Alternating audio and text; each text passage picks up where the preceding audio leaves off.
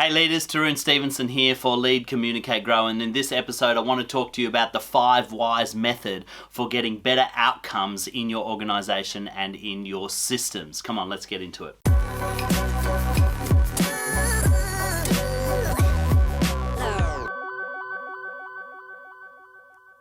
We're going to look at the 5 Whys method of improving results and systems in your organization. Before we do, don't forget to subscribe or follow on whichever channel you are tuning in. That will help you get updates on every episode that we put out every single week. And give us a like or a share if you know other people that would benefit from this. We'd love you to share it with them. All right, so what is the 5 Whys method? This is a method that I guess is credited mostly to the Toyota Corporation, where they are known for a system called the Toyota Way, and within the Toyota Way is 14 ways of operating in which they ensure that they have a very efficient and very high quality product. And of course Toyota cars are known around the world for their reliability and their high craftsmanship in the affordable car market. And 5 Whys method is a way that they analyze broken aspects of their system. So if something goes wrong,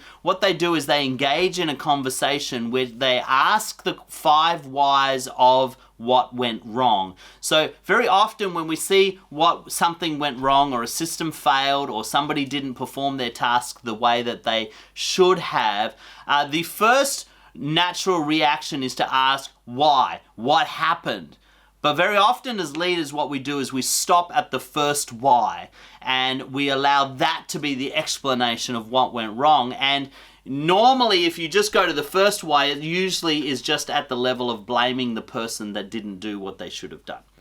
And the problem with that is if you've got a dysfunction in your system and you don't take the time to drill down on your system and find out what's going on at the core of the issue, you may never actually fix your system. You'll actually just keep on doing the same thing. There's a great story I read once of General Motors contingent, or maybe it wasn't General Motors, but American car manufacturers went to Japan to study the production line of the Toyota Corporation, and they got to the section where they were installing the doors on the cars, and so the door went on and they screwed it up and it all closed beautifully. And the American car manufacturers inquired about how they were able to get their doors to fit so perfectly, and because in the American car production lines, what they had a method of that the fitters would have a rubber mallet and the door would be put on, and then they would use the rubber mallet to bang it into alignment so that it closed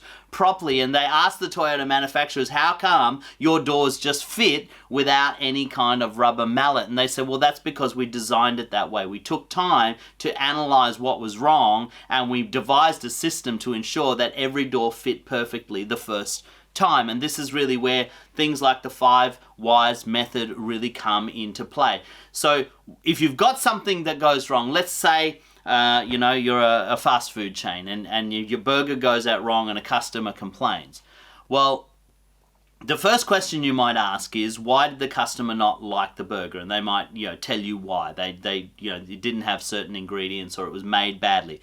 The second why might be, well, why was it made badly? Okay, was it because the person who was making the burger failed to follow the system or the procedure? Or was it because and if that's the case, then you have to ask another why. Why didn't they follow the procedure? Was it because maybe they weren't trained in the procedure, or maybe they had a bad attitude towards the procedure? And that will help you identify the next layer of the problem. And if it's a training problem, then you've got to ask the question, well, why was this person never trained properly? What's wrong with our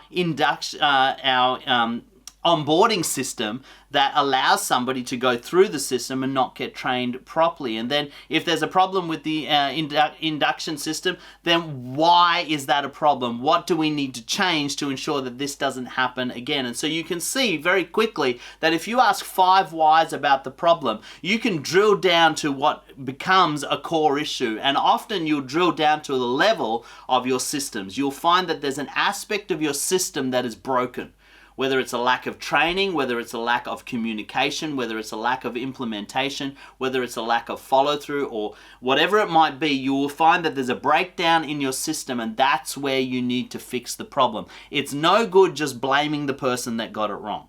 Just telling the customer, well, sorry, that guy, he's new and he didn't know what he was doing, or yelling at your team member because he didn't do the right job. Well, you got to figure out why they didn't do the right job, because ultimately there's a problem with your system that caused that result.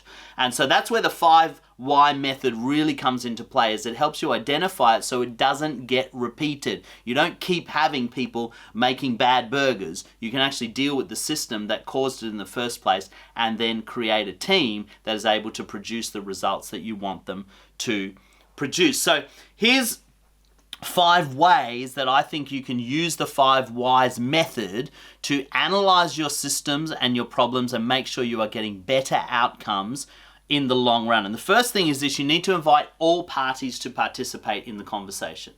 It can't just be the high-level management. It can't just be the people that are at the top that talk about what went wrong. You need to involve the people that are on the ground, the people that were actually hands-on with the problem in the first place, and ask them why, because they will have a different perspective to what middle management will have. And middle management will have a different perspective to what upper management will have, and upper management will have a different perspective to what the CEO has. And so you've got to involve all members of the process to make sure that your whys are getting to the root of the problem or the system breakdown. The second thing you need to do is, of course, ask why 5 times. And so when you've got this group in a room, or you got them talking about the problem, you've got to be willing to ask why 5 times. Don't get stalled out at the first or the second problem, because each person that identifies a problem will think that their view of it is the be-all and end-all of it.